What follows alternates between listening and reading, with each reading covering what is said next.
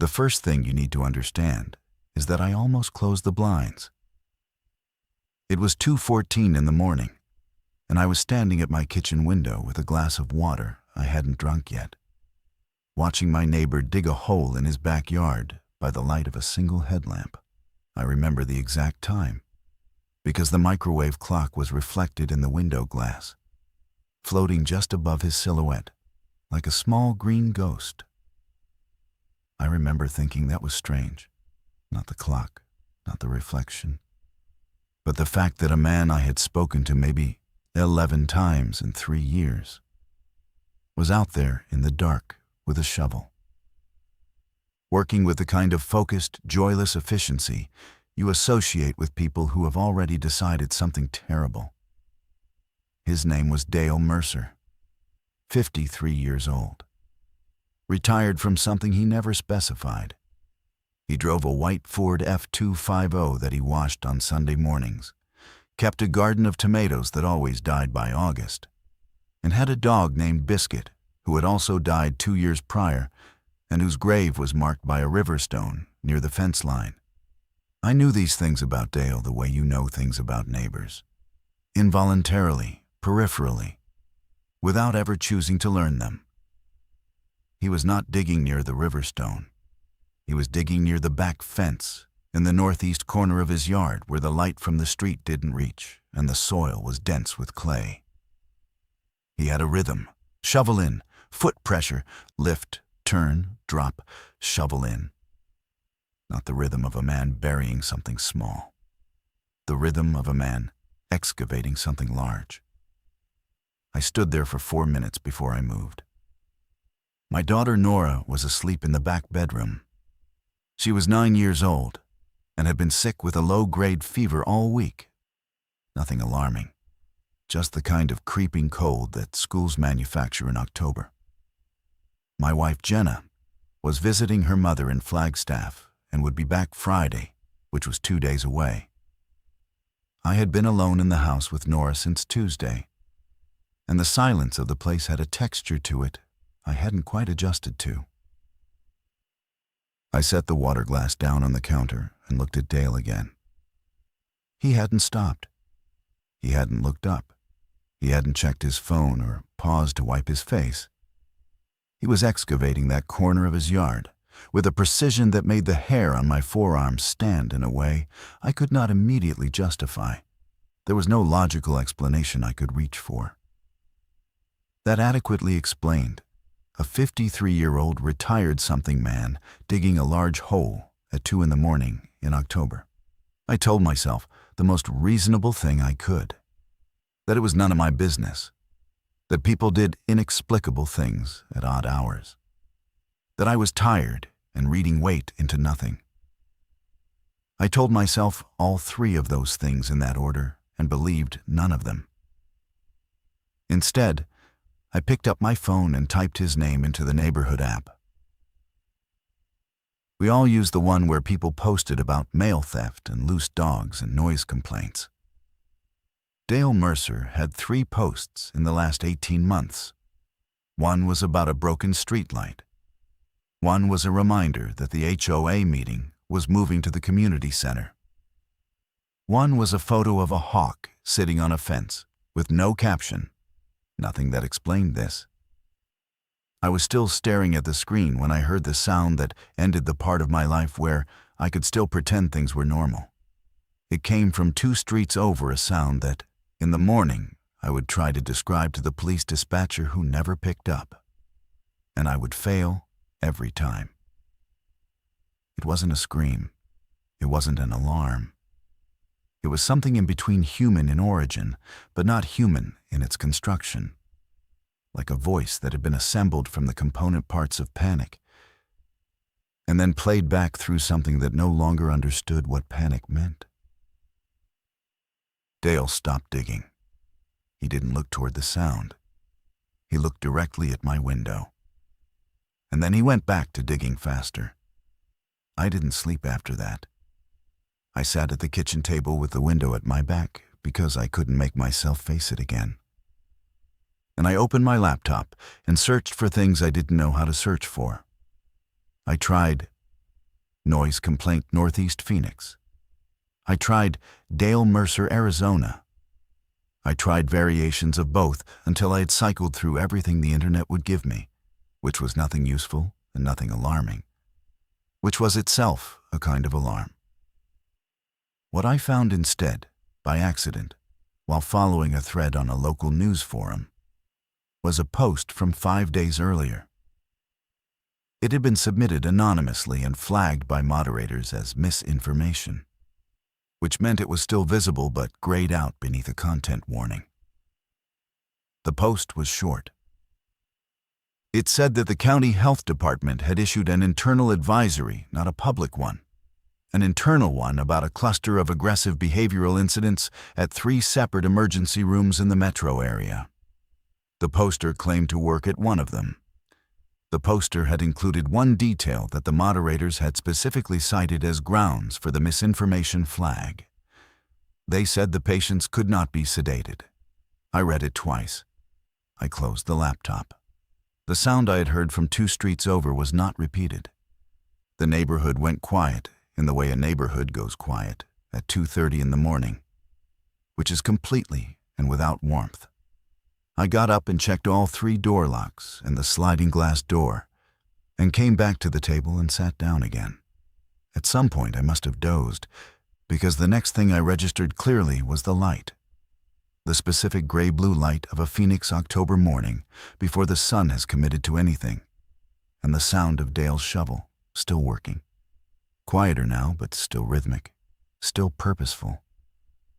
I checked the time, 5:48 a.m. He had been digging for at least 3.5 hours, possibly longer. I made coffee. This is the kind of detail that sounds small but wasn't.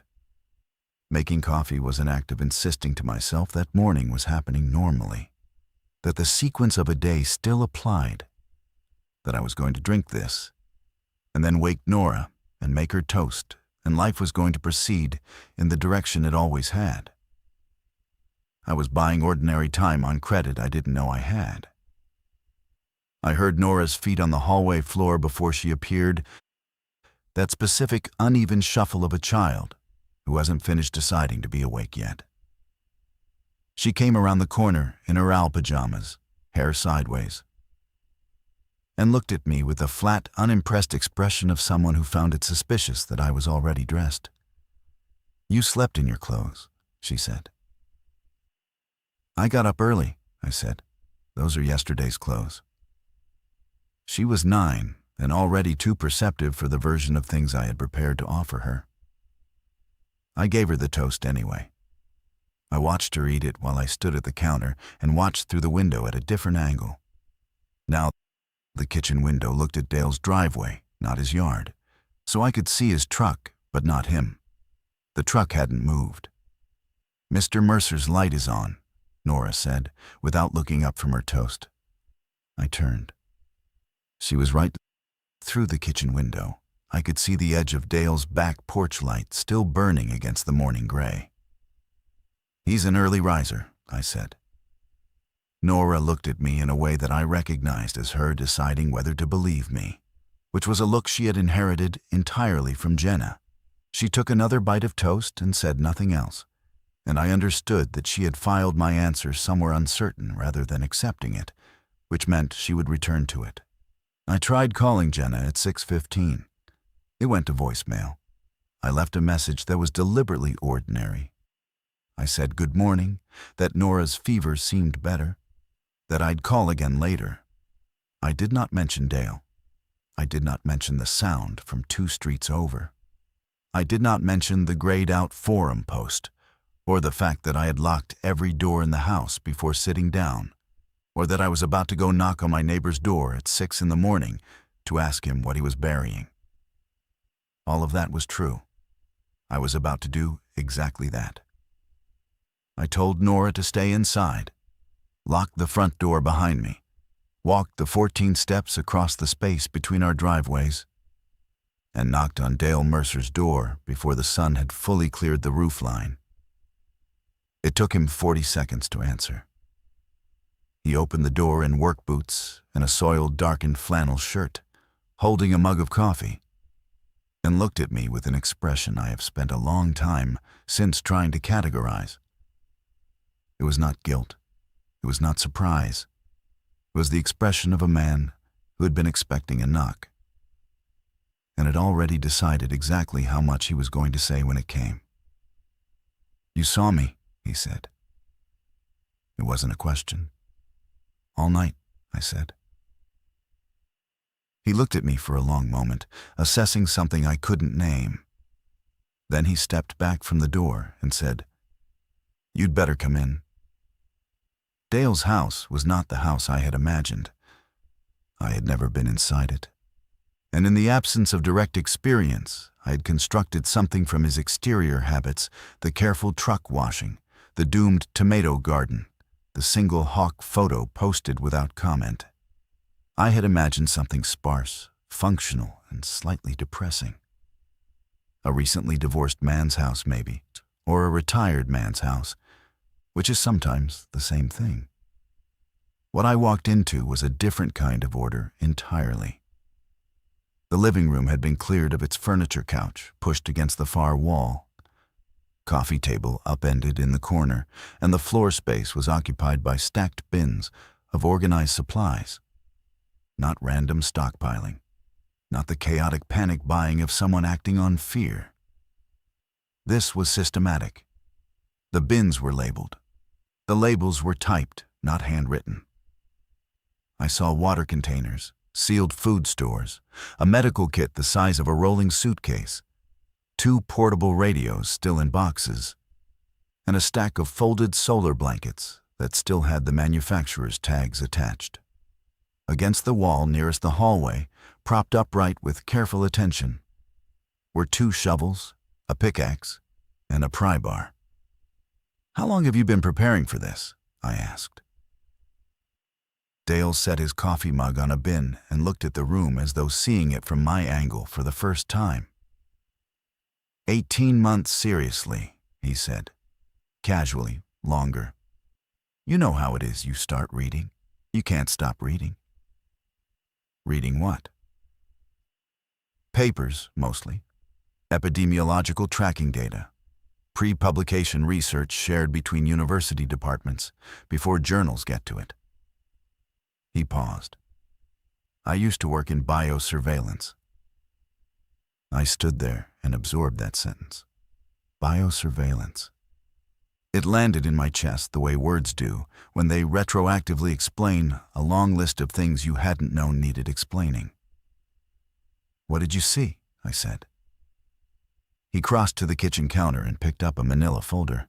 It was thick, the kind of thickness that comes from months of accumulation, not a single document. He held it out to me, and I took it. And the first page was a printout of a research abstract from a university I recognized, dated 14 months earlier, with 3 paragraphs highlighted in yellow. The highlighted portions discussed an anomalous prion-adjacent pathogen identified in a cluster of cases in 4 southwestern states. The word aggressive appeared twice. The phrase neurological cascade appeared once. The phrase no effective sedation protocol appeared once. And it matched exactly what the grayed out forum post had said. And the alignment of those 2 sources hit me like a physical pressure behind my eyes. I looked up from the folder. "You knew this was coming 14 months ago?" "I suspected 14 months ago," Dale said. "I knew 3 days ago." He said it with a flatness that was more frightening than any amount of visible distress would have been. Not the flatness of a man who didn't understand the weight of what he was saying, the flatness of a man who had already processed the weight and come out the other side into pure operational function. 3 days ago, I repeated. What happened 3 days ago? A contact in the county health network sent me a message. 1 word. He paused. It said, "Now." I sat down on the edge of the displaced couch. I sat there for a moment with the folder in my hands and the early morning light coming through the blinds and slanted bars and the whole apparatus of my ordinary life. Nora's fever. Jenna's drive home Friday. The coffee I'd left sitting on my counter, suddenly existing in a different context than the one in which it had been built. The hole, I said. In your yard. 6 feet deep, 8 feet across, 4 feet wide, Dale said. Lined with heavy gauge plastic sheeting and ventilated at each corner. Covered with a steel-reinforced hatch. Enough stored supply beneath it for 2 people for 14 days. I heard the number before I heard the rest of the sentence. 2 people, not 3, not 4. Why 2? I said. Dale looked at me directly. Because I live alone, he said. And I'm only one person. He paused. I was going to come over this morning. I stared at him. To tell me what? To tell you to bring your daughter, he said.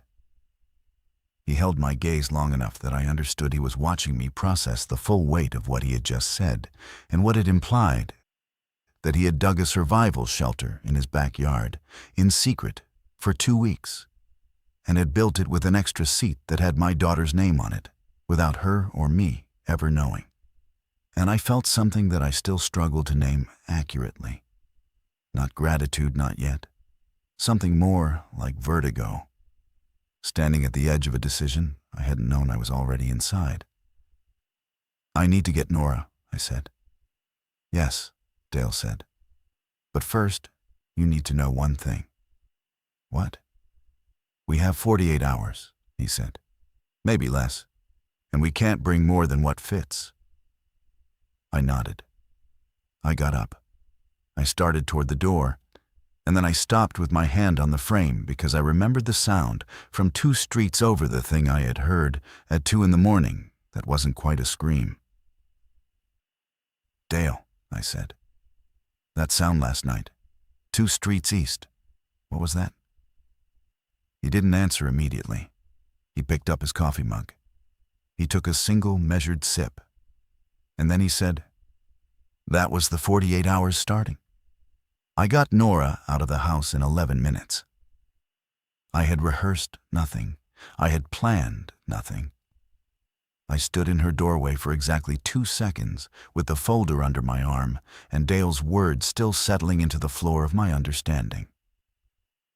And then I made a series of decisions in a compressed sequence that felt less like thinking and more like clearing a mechanism I didn't know I possessed. I packed her fever medication first. Then a change of clothes for 3 days. I used 3 as my number because 3 felt survivable and 2 felt like giving up. And anything beyond 3 required acknowledging how long this might actually last, which I could not afford to do in that doorway. I took her stuffed rabbit, the one she called Clover, because she would not sleep without it. And sleep was going to matter in ways I couldn't fully articulate yet, but felt with absolute certainty. I took her journal because she wrote in it when she was anxious, and anxiety was coming whether I invited it or not. I did not explain anything to her while I packed. I used a tone I had never used before, calm, to the point of being boring, specific to the point of excluding interpretation. I told her we were going to stay with Mr. Mercer for a little while. I told her it was a precaution. I told her she didn't need to be scared. She watched me move around her room with those dark, careful eyes and said nothing, which meant she had already assessed the situation and arrived somewhere closer to the truth than I had given her.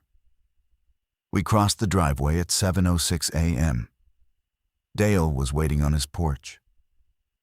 He nodded at Nora, and Nora looked at him the way children look at adults they haven't decided about yet, not hostile, not open, just suspended. Hi, she said. Hi, he said. You like eggs? She considered this. Scrambled, she said. Good, he said. And that was the whole of their introduction. And somehow it was exactly sufficient. Inside, while Dale made eggs on a camping stove he'd connected to a propane canister in the kitchen corner, I sat at the table with the folder and went through it properly for the first time.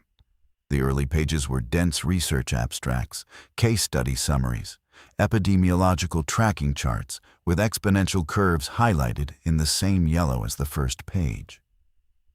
The middle pages shifted register. They were Dale's own notes, handwritten on graph paper, dense with shorthand I could only partially decode. Timelines, supply calculations, ventilation diagrams, a hand-drawn map of our neighborhood with colored markers I couldn't fully interpret. Toward the back, a single printed page with 6 items listed and dated. I recognized it as a preparation checklist. The last item on the list read, "Inform neighbor/finalize secondary occupant protocol." The date next to it was today's date. He had planned to tell me today regardless. "You were always going to knock," I said, looking up. Dale set a plate of eggs in front of Nora and glanced at me. "Yes." "Why today? Why not a week ago? 2 weeks ago?" He slid a second plate toward me. "Because telling you 2 weeks ago gave you 2 weeks to tell other people," he said. "And I don't have room for other people. I don't mean that cruelly." I looked at the plate. I wasn't hungry, but I picked up the fork because Nora was watching me, and I needed her to see me behave normally. "You made a decision about my family without telling my family," I said. "I made a decision about my shelter," he said. "You were adjacent to that decision. I'm sorry it wasn't collaborative. It also kept you safe for 14 months while I confirmed what I suspected. Because if I'd told you 14 months ago and been wrong, you would have never trusted me in a moment like this one." I hated that the logic was sound. I sat with the eggs and the logic and the folder and the morning light and let myself hate it quietly, because he was right. And being right was costing him nothing, and costing me the sensation of having had any agency in the last several hours of my life. "My wife," I said. "She's in Flagstaff." Dale sat down across from me. "I know. She needs to come back today. Now." "Yes," he said. "Call her. Tell her to drive directly here. Tell her not to stop for anything that looks like a public gathering. Any road with stopped vehicles, or any gas station east of the I-17 corridor." The specificity of those instructions landed with a weight I felt behind my sternum. "You've already mapped the routes," I said. "I've mapped 6 of them," he said. "The fastest isn't the safest. The safest adds 40 minutes. Nora had finished her eggs, and was watching us the way children watch adults when they know the conversation is about something large and are deciding whether to demand entry or maintain the pretense of not knowing. "Dad," she said. "Yeah." "Is this because of the noise last night?" I looked at her. I looked at Dale. Dale gave me nothing he deliberately gave me nothing, which was itself a statement about whose call this was. "Something happened last night," I told her. "We don't totally understand it yet. Mr. Mercer has been watching it for a long time, and he knows what to do. We're going to be okay." She looked at me with that borrowed Jenna skepticism.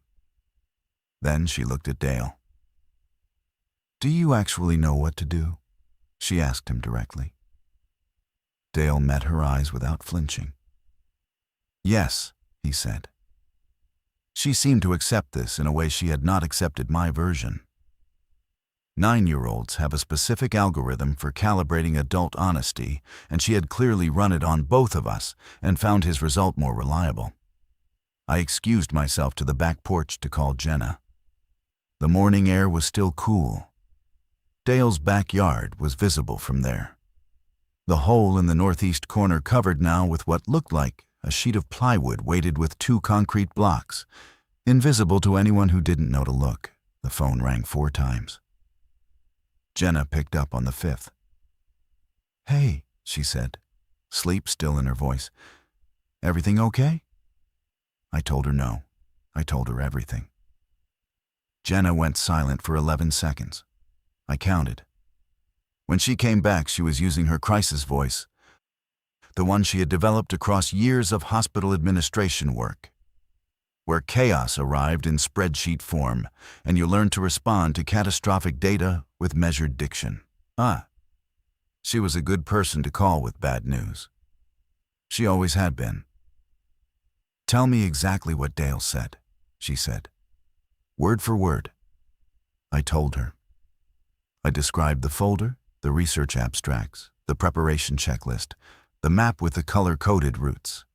I told her about the contact's message, the one-word message that said, "Now." I told her about the sound I'd heard at 2 in the morning. I told her about the forum post and its specific detail about sedation failure.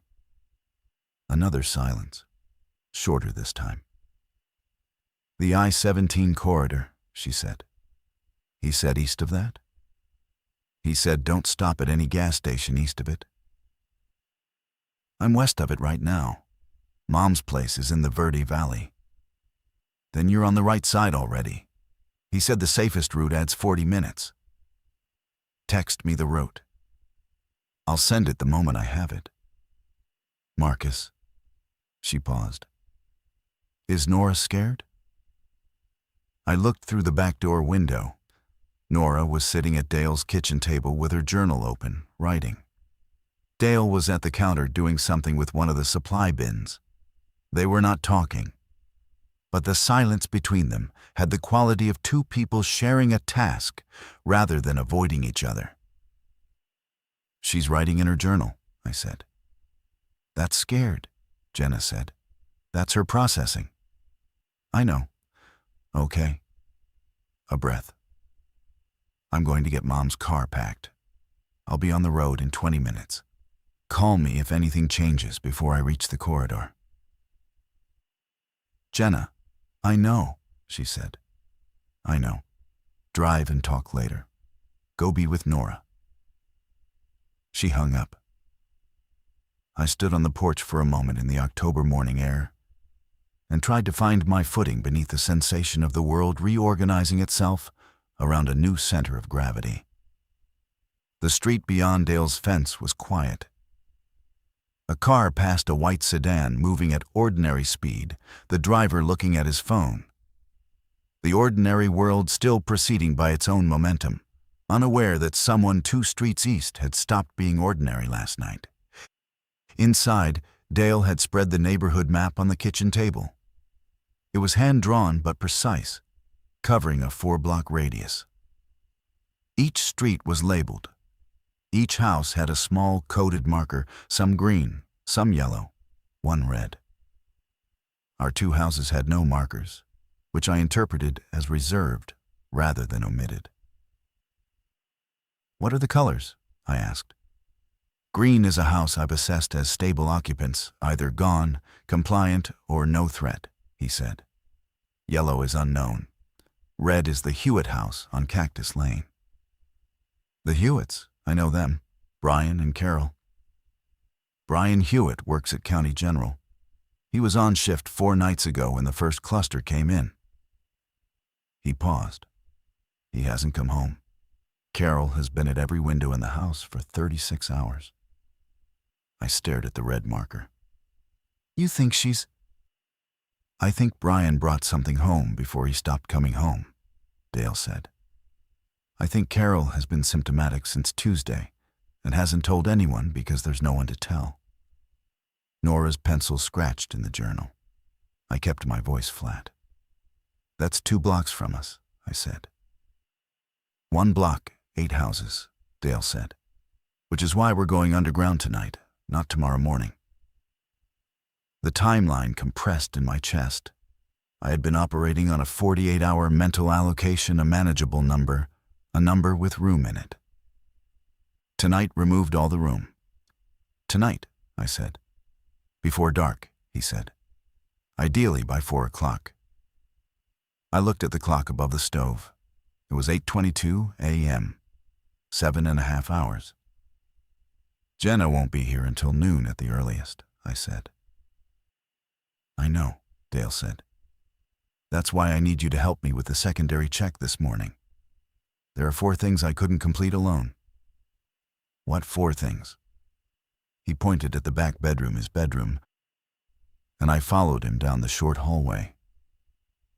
The room had been partially cleared, the bed pushed against one wall, a workbench folded out in the corner. On the bench were a series of metal components laid out in careful sequence beside a printed assembly diagram. I recognized the basic shape of a ventilation shaft cap, the kind you might see on industrial buildings, fabricated in this case from what looked like sheet aluminum and steel hardware. "I need the vent caps fitted and sealed before descent," he said. "2 people, 40 minutes. Otherwise the shelter doesn't ventilate properly and we suffocate in 4 days." I looked at the components. I looked at the diagram. I was not a handy person. I paid other people to do things that required tools, but the diagram was clear, and the parts were labeled. And Dale was standing beside me in the way that people stand when they have already accepted that you're going to do it regardless. "Okay," I said. "Walk me through it." Nora appeared in the doorway behind us, journal tucked under her arm. She looked at the workbench. "I can help," she said. Dale glanced at her with an expression I hadn't seen on him yet. Not assessment, not calculation, but something quieter. "Hand me parts when I ask," he said. "Okay," she said, and walked to the bench and stood ready with a seriousness that put a pain in my chest I couldn't locate precisely. My 9-year-old with a fever and a stuffed rabbit, standing at a workbench in a neighbor's cleared bedroom, ready to hand components toward a shelter we'd be sleeping in before sundown. I picked up the first tool. We started. At 9:47 a.m., a car alarm went off on Thornbury Court. It ran for 4 minutes, a normal duration, the kind of thing that happens when someone bumps a fender in a driveway and then silences it from inside their house. Entirely ordinary, the kind of sound you filter out so completely that you don't register it consciously unless you're already primed for something. I was primed for everything. Dale set down his tool. He crossed to the bedroom window and looked through the gap in the blinds with the practiced stillness of a man who had been watching neighborhoods for longer than neighborliness required. Nora watched him. I watched Nora. "Car on the street," he said. "Stopped at an odd angle, no driver visible." "Could have parked and gone inside," I said. "It's parked across a driveway." I moved to the window beside him. The car, a gray Honda, sat at a sharp diagonal across the Miller's driveway, 2 houses up on the opposite side of the street. The driver's side door was open. The alarm had stopped, but the door was still hanging wide, which meant it had stopped on its own timer rather than because someone had turned it off. We watched it for 90 seconds. Nobody emerged from the Honda. Nobody came out of the Miller house. A dog started barking from somewhere in the middle distance. 3 sharp barks, then silence, then 3 more, then nothing. "We adjust the timeline," Dale said. He stepped back from the window, and his voice had shifted gear the same register, but stripped of everything not directly operational. "Vent caps are installed. The supply manifest is done. We go down at 2 o'clock instead of 4. "Jenna won't be here by 2, I said. "No," he said. "She won't." I held his gaze. Something passed between us that wasn't quite an argument and wasn't quite an agreement, but occupied the space where both of those things could have gone. I understood what he was telling me. I understood the arithmetic of it, that a car door hanging open across a driveway represented a data point that, when added to Carol Hewitt at her window for 36 hours, and the sound from 2 streets east, and the one-word message from his contact 3 days ago, produced a sum that had its own irrefutable logic. "I'm not going underground without my wife," I said. "I know," he said. "I'm telling you the window is changing, not that she's excluded."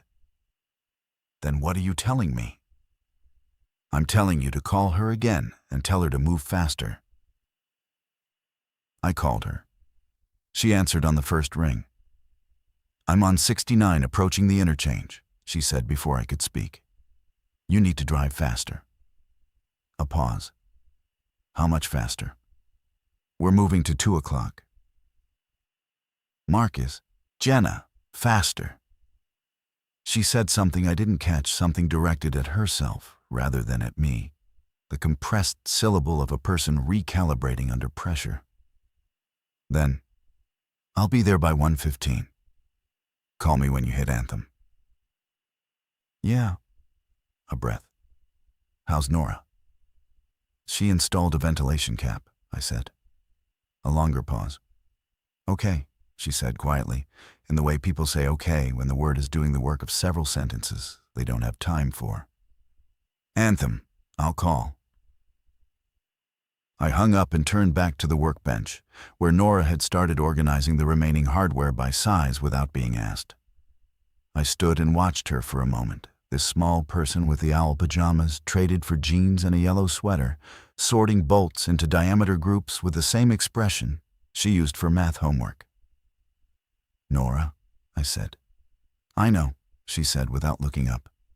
Mom's driving fast. Yeah. Is the car across the street bad? I weighed the options available to me. There were exactly two. Lie in a way that she would identify and file away, or tell her something true that she was already peripherally assembled. It might be, I said. She nodded. She set the bolts down in a neat row. Mr. Mercer built the shelter for 2 people, she said. That means he built it for himself and one more. Then he decided to tell us. So now it's 4 people. Yes, I said. That's 2 more than he planned for. He said he had enough supply for 14 days for 2. He believes with 4 people and adjusted rationing, we can manage 10. She processed this with the unsettling efficiency of a child who hasn't learned yet to perform distress before understanding. Does the shelter have room for 4 people to sleep? It's tight, Dale said from the doorway. But yes. Nora looked at him. Did you think about telling us sooner? Before last night? Dale considered her question with more genuine attention than most adults give children's questions. Yes, he said. I decided the risk of telling you too early outweighed the benefit. I'm not certain I was right. She looked at him for a moment. Then she picked up a bolt and held it out. This size goes in the second vent cap, she said. You missed one. Dale crossed to the bench, took the bolt, and examined it.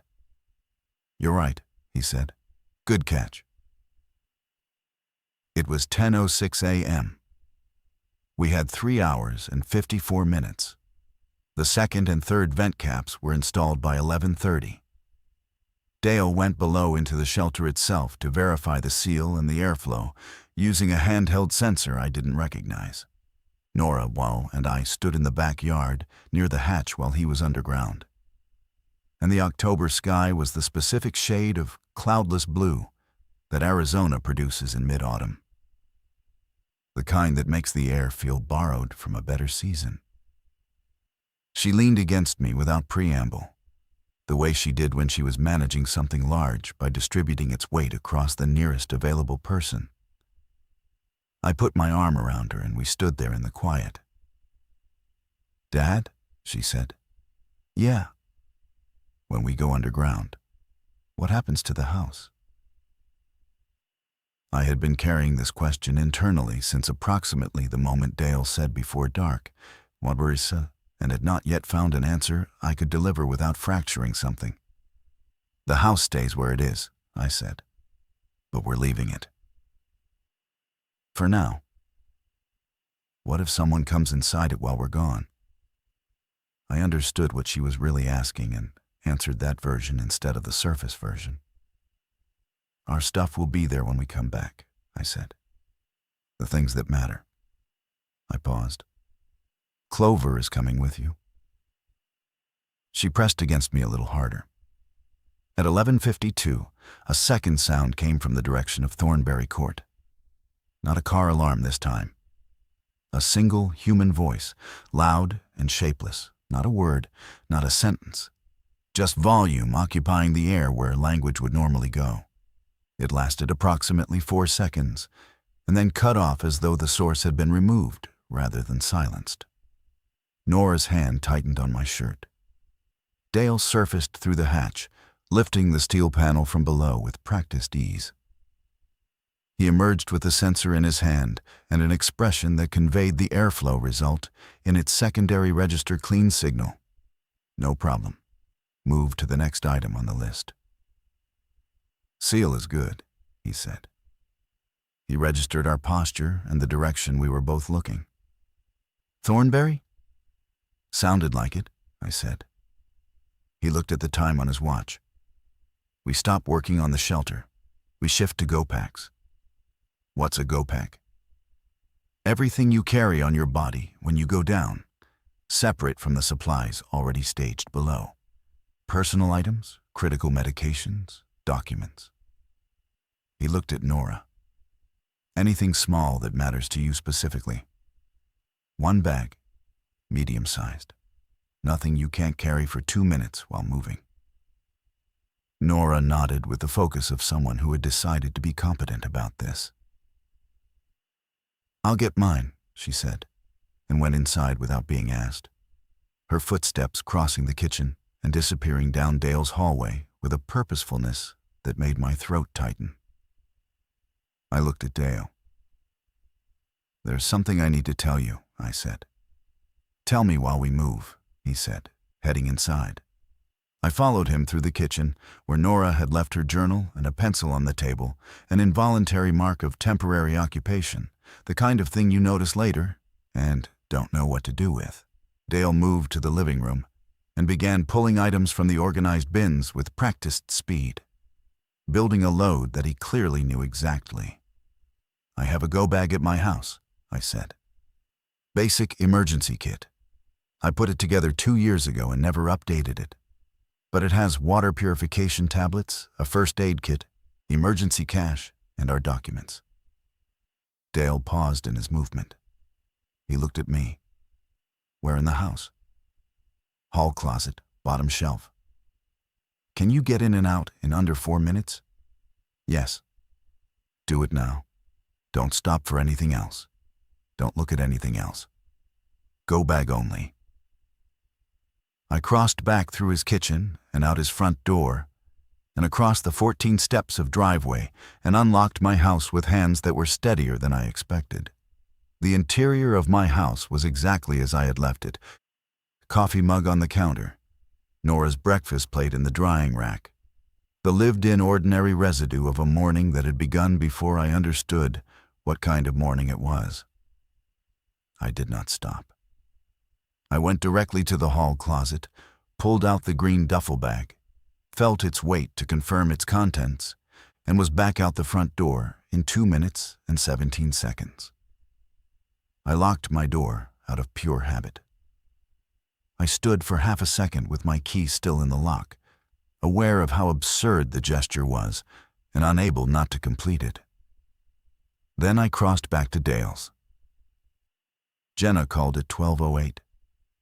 I'm at Anthem, she said. 25 minutes out. We're moving the timeline again, I said. Come directly to Dale's house. Park in the driveway. Come inside. Don't stop at our house. Marcus, what happened? 2 sounds from the same direction in 90 minutes, I said. We're not waiting. 20 minutes, she said.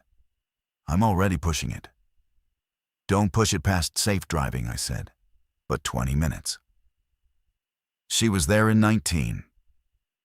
She came through the front door with her keys still in her hand and her mother's overnight bag over one shoulder, and she looked at the supply bins and the cleared furniture and the map on the kitchen table and the stacked shovels against the wall. And then she looked at me. And then she looked at Nora, who ran to her from the hallway with Clover under one arm and her go-pack over the other. Jenna held her. She held her with a completeness that I recognized as the specific form of embrace you give a child when you need to assess them physically while appearing to only comfort them. Checking the fever, checking the posture, checking the eyes. The medical worker's habit applied to the maternal emergency. "How are you feeling?" she said into Nora's hair. "Better," Nora said. "Mr. Mercer made me scrambled eggs." Jenna looked at Dale over Nora's shoulder.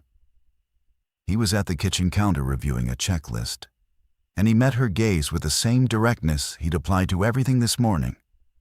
There was a long second between them, a communicative exchange that required no vocabulary, because Jenna had read the room in the first 4 seconds of walking into it.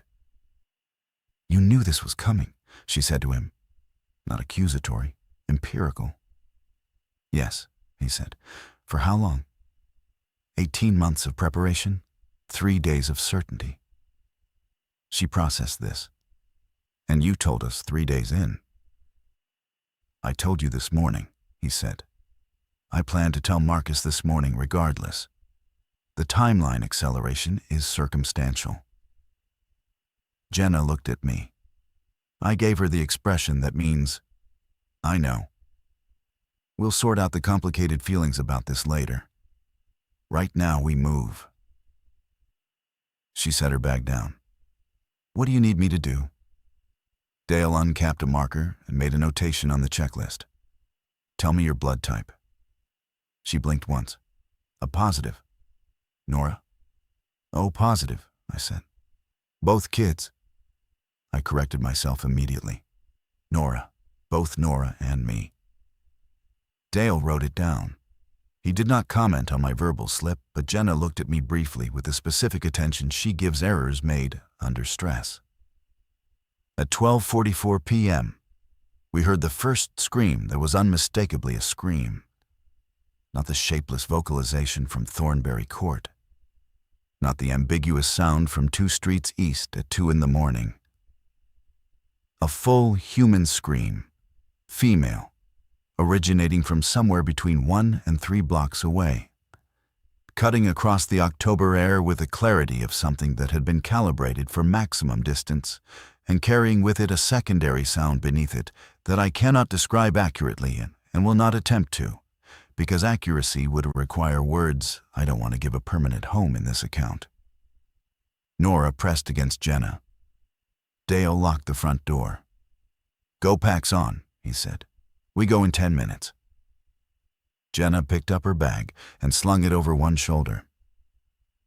Her face was composed in the way faces compose themselves when the body has made a decision to be useful and is overriding everything else to accomplish it. She looked at Nora. "Clover goes in the pack," she said. "Front pocket, accessible but secure." Nora unzipped the front pocket and tucked Clover in with the practiced speed of someone who had already thought about this. I shouldered my go-bag. I looked around Dale's kitchen, the camping stove, the labeled bins, the map with its color-coded markers, the journal and pencil on the table. I picked up the journal and crossed the room to where Nora stood and slipped it gently into the side pocket of her pack. "You'll want this," I said. She didn't say anything. She zipped the pocket. Dale was at the back door, checking his watch. The backyard, visible through the window, was still and quiet, the plywood-covered hatch in the northeast corner exactly as it had been all morning. Weighted and ordinary-looking, and containing beneath it a structure a man had built across 14 months of quiet certainty that the world he lived in was failing. 10 minutes. 9. The hatch was heavier than it looked. Dale lifted it from beneath the exterior handle, a recessed pull ring that looked, at a glance, like nothing more than a drainage port cover. The steel panel came up on a pneumatic hinge mechanism that distributed the weight smoothly enough that one person could manage it, though just barely. Beneath it was a ladder steel rungs bolted into a concrete shaft, extending down into a space that the surface world gave no indication existed. Jenna went first because she had medical knowledge, and Dale wanted her to verify the supply staging immediately upon descent. Nora went second, going down the rungs with the careful, deliberate placement of someone who had decided to be brave about this and was executing on the decision rung by rung. I went third. Dale came last, pulling the hatch closed from above before descending, engaging a locking mechanism from inside that produced a solid triple-click sequence. The shelter was built across 2 levels. The upper level, accessible directly from the ladder, was a single room approximately 8 feet by 12 feet, with a low ceiling and concrete walls that had been lined with foam insulation and then covered in a reflective material that made the space feel slightly larger than it was. A battery-powered LED strip ran along one wall, providing a cool white light that was functional rather than atmospheric. Against the east wall, water storage, the sealed food supply, the medical kit. Against the west wall, sleeping space, 4 folding cots that Dale unlatched from brackets and deployed in practiced sequence, filling the room to approximately 60% of its floor space.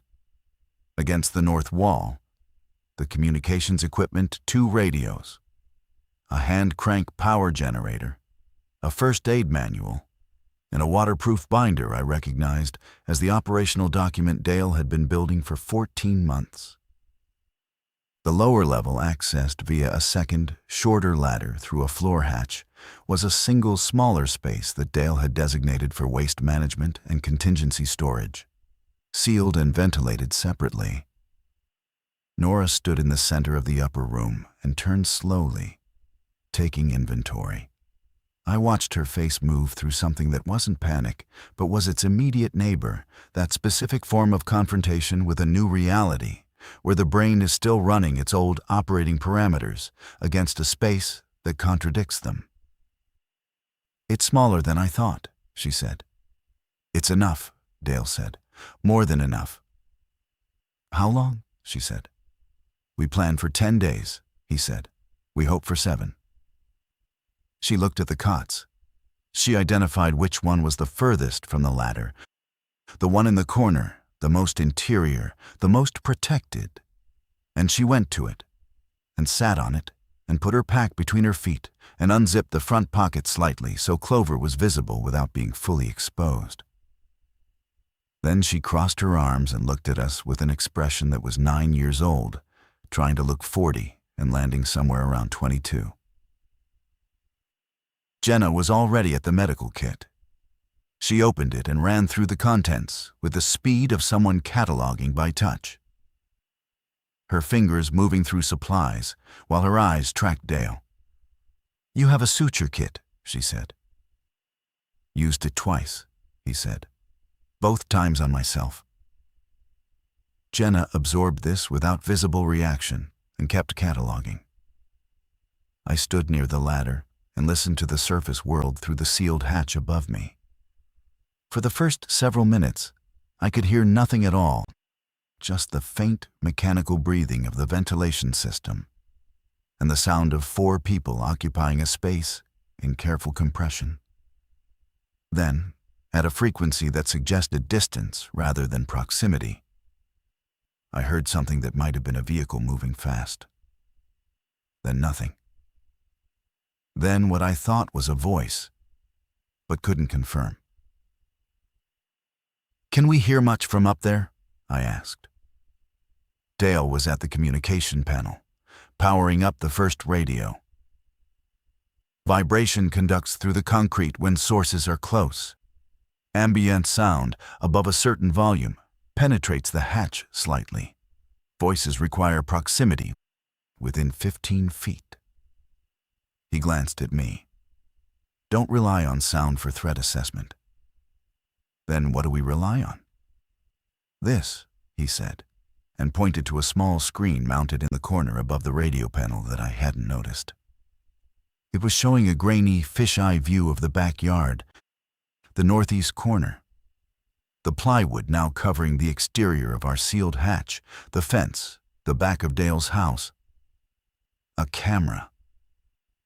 He had a concealed exterior camera transmitting to a monitor down here. "How long is the battery on that?" Jenna asked. 14 days. Solar supplemented. She nodded. She closed the medical kit and stood up and looked around the shelter with the administrative clarity of someone taking functional ownership of a space. She identified what needed to be done, in what order, and began doing it, reorganizing the supply stack by access priority, unfolding a second cot against Nora's to create a stable sleeping platform for the two of them, creating a discrete space for medical supplies separate from the general stores. Dale sat at the radio panel and began scanning frequencies. The static between stations was a textured white noise that filled the room without being unpleasant, almost like rain, almost like the sound of something ordinary. Nora took out her journal. She opened it to a blank page. She wrote the date at the top, then the time, then stopped and looked at what she had written. "Mr. Mercer," she said. He turned from the panel. "Thank you for building this," she said. He looked at her for a moment with that same quiet expression, not the operational Dale, but the version beneath the operational Dale that emerged briefly and without warning when she addressed him directly. "Thank you for not using the front door," he said. Which I eventually understood to mean, "Thank you for not asking me questions I couldn't answer while we still needed to move." It was 1:03 p.m. We were underground. Above us, the surface world was still making decisions, and none of them included us anymore. The first 6 hours underground were defined by a kind of compressed domesticity that I had not anticipated. Jenna organized, Dale monitored. Nora wrote and slept and wrote again. I was without a designated function for the first 2 hours, which is a specific kind of discomfort, occupying space in a sealed room while the people around you are performing necessary tasks, unable to find the handhold on your own usefulness. I eventually settled into a secondary monitoring role, watching the exterior camera while Dale focused on the radio. The camera feed was, for the first several hours, unremarkable. The backyard, the fence, a sparrow landing on the fence line and leaving. The plywood weighted over our hatch. The afternoon light moving across the yard in the slow, indifferent way afternoon light moves, indifferent to the fact that 4 people were watching it from below. At 3:44 p.m., a figure appeared at the back fence. It was standing outside the fence and on the property that abutted Dale's backyard to the north, and it was visible only as a silhouette above the fence line. The posture was wrong. I noticed this before I noticed anything else about it because the wrongness was postural rather than visual. The head was angled at a degree that no neck assumes by choice. The arms at a looseness that suggested either severe physical distress or the complete absence of the normal micro-tensions the body maintains. "Dale," I said. He crossed to the monitor. We both looked at the figure for approximately 40 seconds. It didn't move. It stood there with that incorrect posture and that looseness, and the sparrow returned to the fence line and immediately left. "Don't respond," Dale said. "I wasn't going to," I said. "I know. I was saying it to keep myself accountable, too." He went back to the radio. I kept watching. The figure remained at the fence for 11 minutes, then moved north along the fence line, slowly, not walking, exactly, but displacing, redistributing its presence in a direction without appearing to choose it. Then it was out of frame. Jenna had watched from a distance without coming to the monitor. When the figure moved on, she came forward and looked at the now empty camera feed.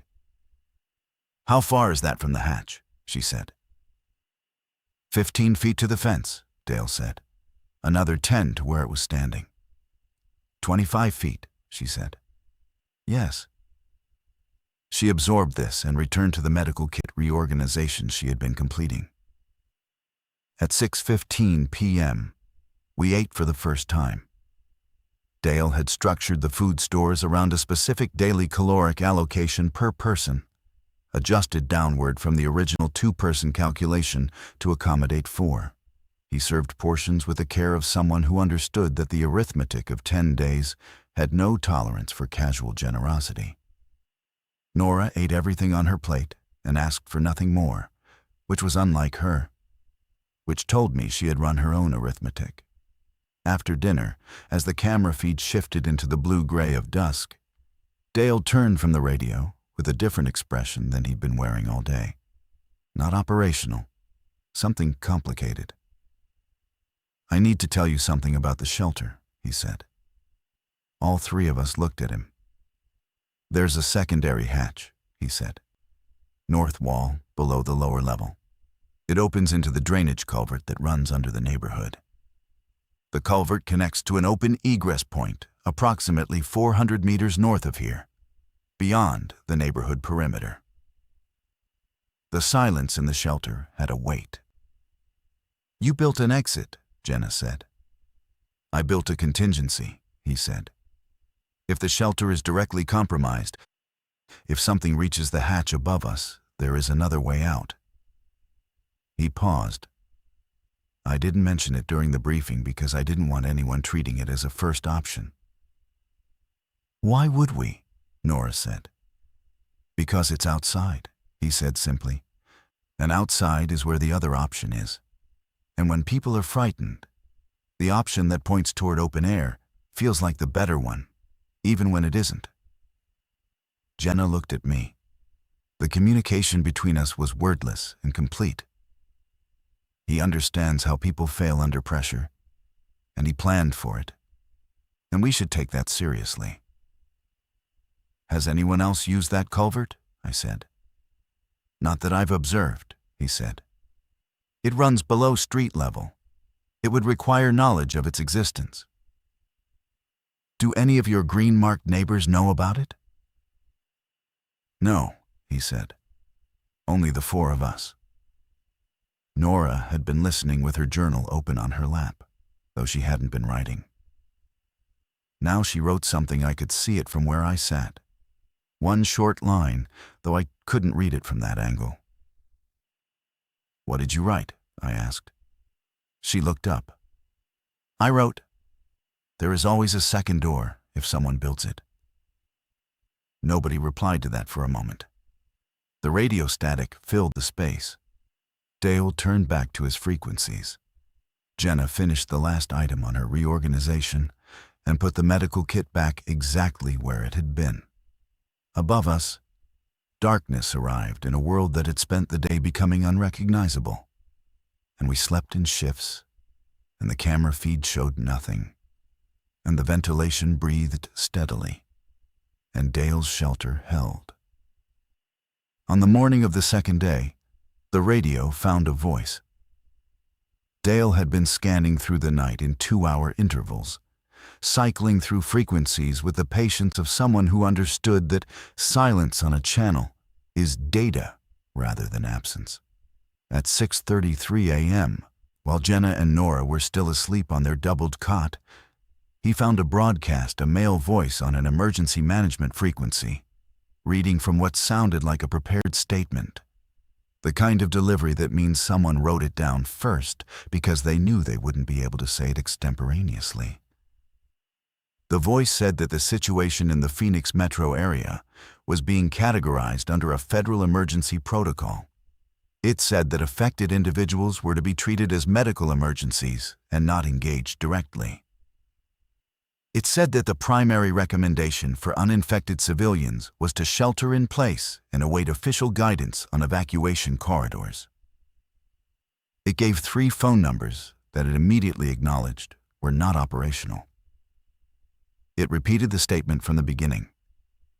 Dale turned down the volume and looked at me. "Shelter in place," I said. "Yes." "Which we're doing." "Yes." How many people out there followed that advice this morning and have nowhere near what we have down here? Dale was quiet for a moment. Many, he said.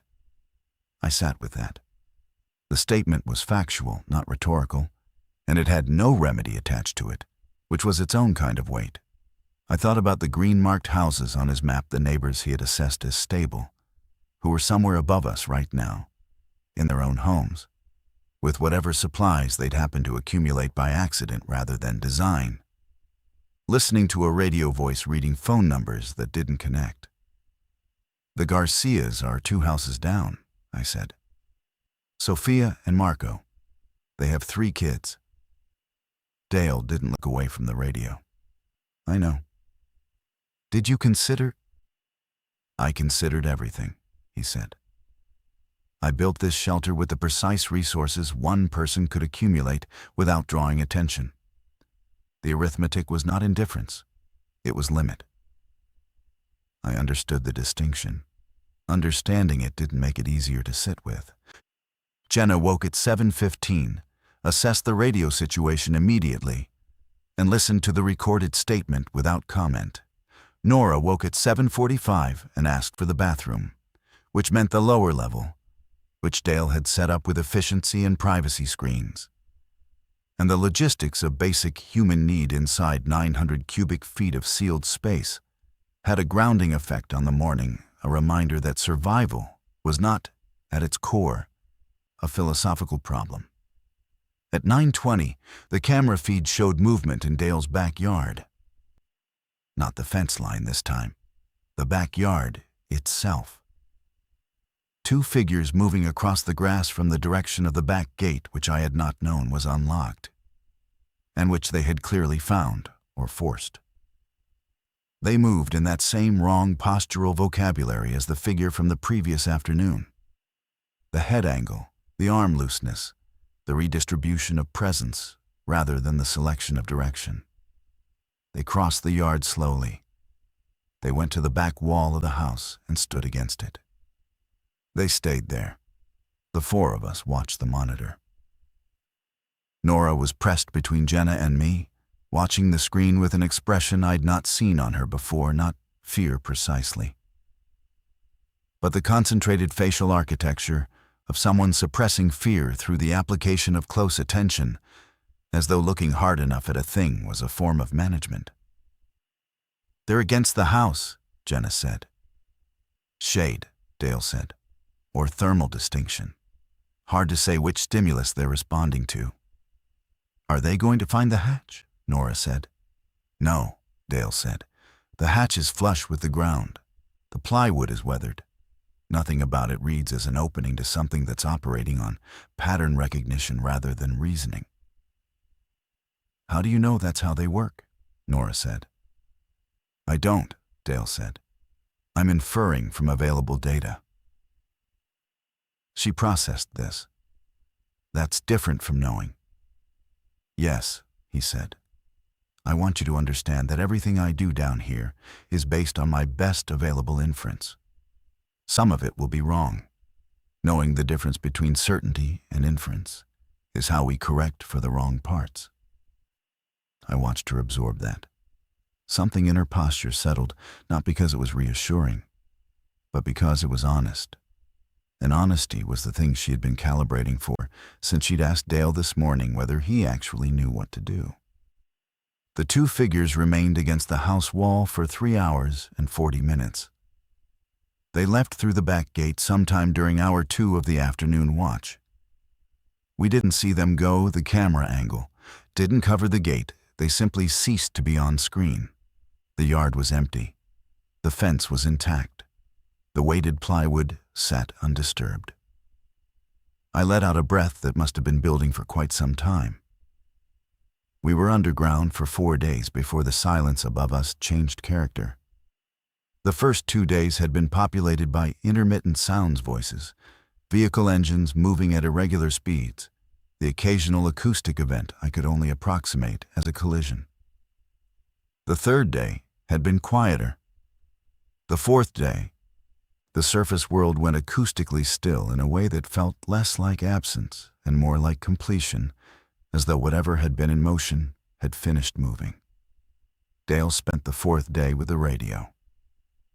He found 2 additional live broadcasts, one from a Tucson station that was broadcasting on loop with an unknown interval, the recording quality degrading each cycle in a way that suggested the transmitter was running without human maintenance.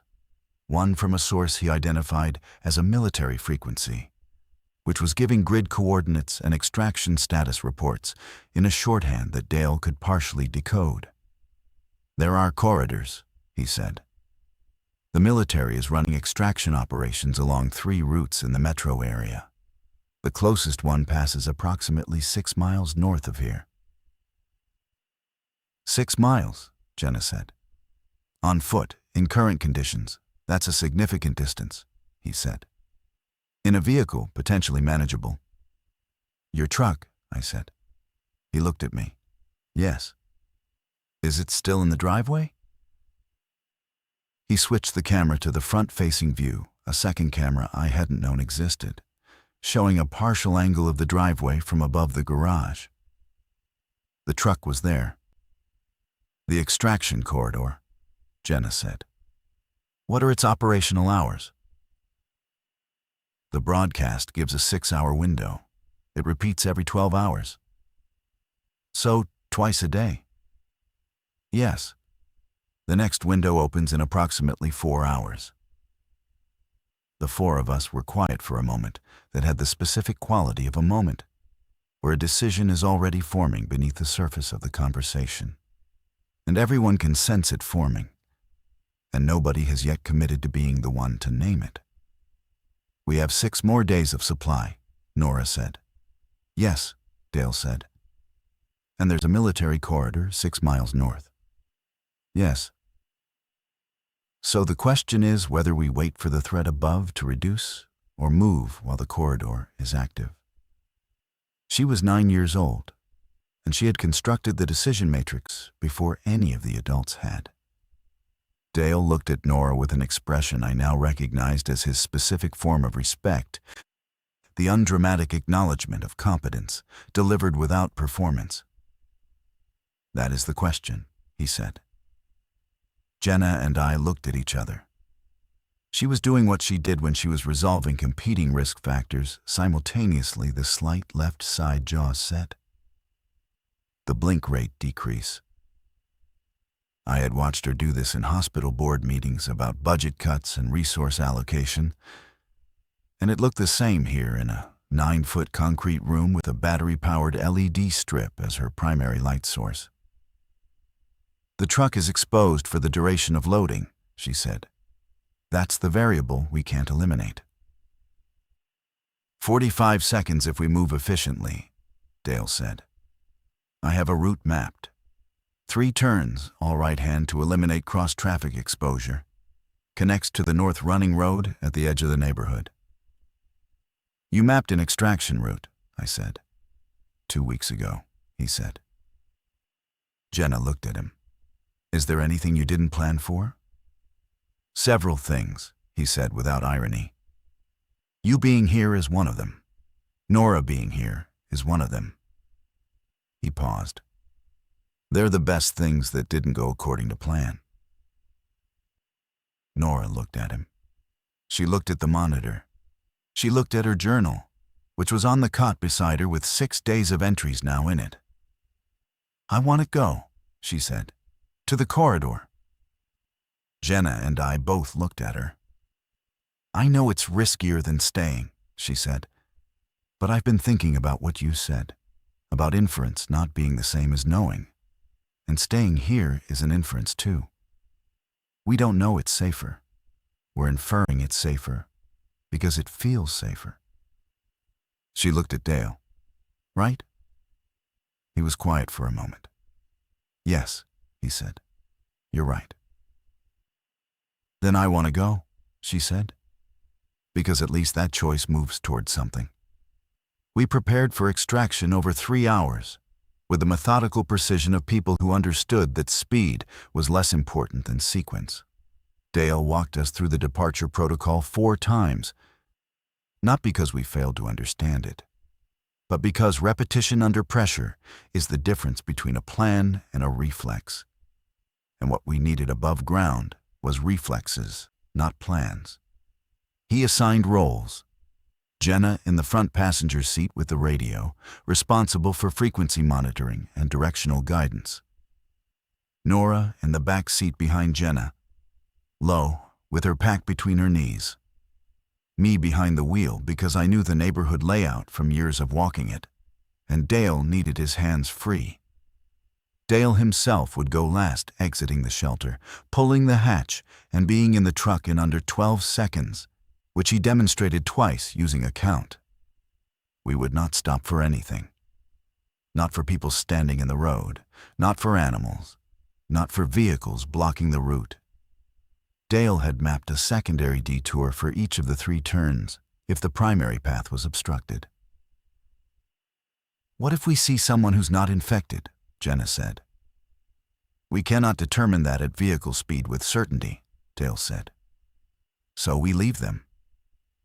"We cannot stop," he said. "Stopping in an exposed vehicle for an undetermined amount of time to evaluate a stranger's status is a decision that affects all 4 of us." "That's not an answer," she said. "No," he admitted. "It's not. It's a rule designed to replace an answer I can't give cleanly. I know what it costs." The weight of that exchange settled over the shelter. I thought about the Garcias, Sophia, and Marco. 3 kids. I thought about the green-marked houses. I thought about the anonymous voice on the loop broadcast, reading phone numbers that connected to nothing. "We go," I said, "and we don't stop. And we live with what that means after." Jenna looked at me. She nodded once. "Okay," she said. "Okay." At 2:47 p.m., Dale powered down non-essential systems. He left the camera feed running, a decision I understood instinctively as a form of respect for the structure he had built, a refusal to abandon it entirely by leaving it dark. He distributed the go packs. He checked each seal, each strap, each pocket closure with his hands, in the methodical order of a man who had rehearsed this alone many times in the dark. He opened the lower hatch, descended, checked the culvert status, and confirmed it clear. Then he came back up and checked the supply manifest one final time and wrote a single note on the operational document date, time, occupant names, destination, and closed the binder. "Why?" I asked. "In case someone comes after," he said. "They should know what was here and when we left." That simple act of consideration for an unknown future person arriving in an emptied space caught me somewhere vulnerable. I stood there for a moment with my go pack on, and the LED light buzzing faintly above me, and felt the full texture of the 4 days we had spent in this room. Nora's journal filling, Jenna's medical kit reorganized twice, Dale at the radio in the small hours cataloging frequencies, the camera feed cycling through the yard while the world above reorganized itself around a new logic. He had built this, with 14 months of deliberate, private, underestimated labor. He had built a room where 4 people were still alive. "Dale," I said. He looked at me. "I'm sorry I didn't know you better," I said. 3 years as neighbors, 11 conversations. He considered that for a moment with the gravity it deserved. "You knew me this week," he said. That was the week that mattered. He climbed the ladder. He disengaged the triple lock mechanism. He lifted the hatch 4 inches and held it there, letting the surface air confirm what the camera had suggested. No immediate acoustic presence, no shadow falling across the gap. Then he pushed it open, and daylight flooded down, and we went up into the world he had predicted. The yard was empty. The afternoon light was the same specific October blue as the morning we had gone under, and it landed on me like a physical substance, a weight of openness after 4 days of Ellie, de-lit compression. I moved across the yard to the back corner of the house and pressed against the wall while Dale pulled Jenna and Nora up through the hatch. He sealed it from above. 12 seconds. We moved to the driveway in the sequence we had rehearsed. The street was empty in both directions. The gray Honda was still diagonal across the Miller driveway, both doors now open, the interior obscured by shadow. 3 houses down, a porch light was on that hadn't been on when we went under. That was all. The truck started on the first turn of the key. I pulled out of the driveway, went right on Thornberry, went right on Cascade, went right on Oleander, all right turns, all executed under 15 miles per hour to avoid the noise signature of a vehicle in a hurry, which Dale had specified was more threatening to our safety than the speed loss. We passed the Hewitt house. I looked straight ahead. Jenna looked straight ahead. In the back seat, Nora was low, as instructed, her face below the window line. I could see her in the mirror, pressed against the seat back with her pack across her lap and both hands on Clover's ears. We turned north at the boundary road. The neighborhood fell away behind us. Dale had the radio up. Jenna called the frequency changes. The military broadcast was cycling grid coordinates, extraction window, confirmation protocol. Jenna decoded as much as she could and confirmed our heading was correct. 6 miles. The road north of the neighborhood was empty for the first 2 miles. Then there was a truck stopped sideways at an intersection. Empty. Driver's side door open. The specific, still quality of a vehicle that has been there for days rather than hours. Dale said to take the service road east of it. And I did. And we rejoined the main road 200 yards beyond. At mile 4, we passed a gas station with 3 vehicles in the lot, all running. I saw faces in 2 of the vehicles, ordinary faces, alive, watching us pass with the specific expression of people who had survived by immobility and were watching someone choose movement. One person raised a hand. I kept driving. Jenna's hand touched my arm. "I know," I said. "I know," she said. Mile 5. The grid reference on the broadcast corresponded to a high school we could see from the road, a building with military vehicles in the parking lot, and a gate on the access road marked with flags. Mile 5.4. A vehicle emerged from the school's secondary access and pulled alongside us a military transport, a uniformed figure leaning out the passenger window. "How many in the vehicle?" she called. 4, I said. 1 child, no infected. "Any injuries?" "No." "Follow us in," she said. I followed her in. The gate closed behind us. A uniformed attendant appeared at each window. A medical team was visible across the lot. Blue vests, clipboards, the logistical efficiency of a process that had been done many times in the previous days. Other vehicles were parked in an organized row. People were sitting on folding chairs in groups of 2 and 3, wrapped in those solar blankets from the supply stores that I now recognized from Dale's shelf. I parked where the attendant directed. I turned off the engine. I put my hands on the steering wheel and held them there for a moment, not because I needed to, but because the wheel was there and it was solid, and I needed something solid. Nora sat up in the back seat. She looked out the window at the parking lot, at the people in the solar blankets, at the blue-vested medical workers, at the flags on the gate.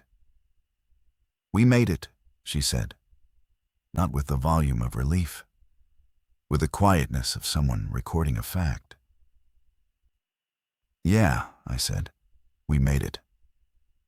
Dale was already out of the truck, standing with his go-pack over one shoulder, watching the intake process with his assessor's attention, evaluating the logistics, identifying the sequence, preparing to participate in it. He was going to be useful here within approximately 4 minutes of arrival. I was certain of it. I got out. Jenna got out. Nora came around the truck and stood between us, and we walked toward the intake line, with it a specific weight of people who have crossed a threshold that cannot be uncrossed. I looked back once at the truck, at the go bag in the back seat, at the road we had come down. Then I kept walking. I don't know what happened to Dale's shelter. I don't know if anyone found the operational binder, read the names inside, understood what the room had been. I like to think someone did. I like to think a stranger came through the hatch and found cots still deployed, a medical kit reorganized with Jenna's logic, a camera still transmitting the northeast corner of an empty yard, and understood immediately that people had been here, had been cared for, had left toward something. Dale is 2 buildings down from us in the transitional housing the camp established. He's working with the logistics team. Of course he is.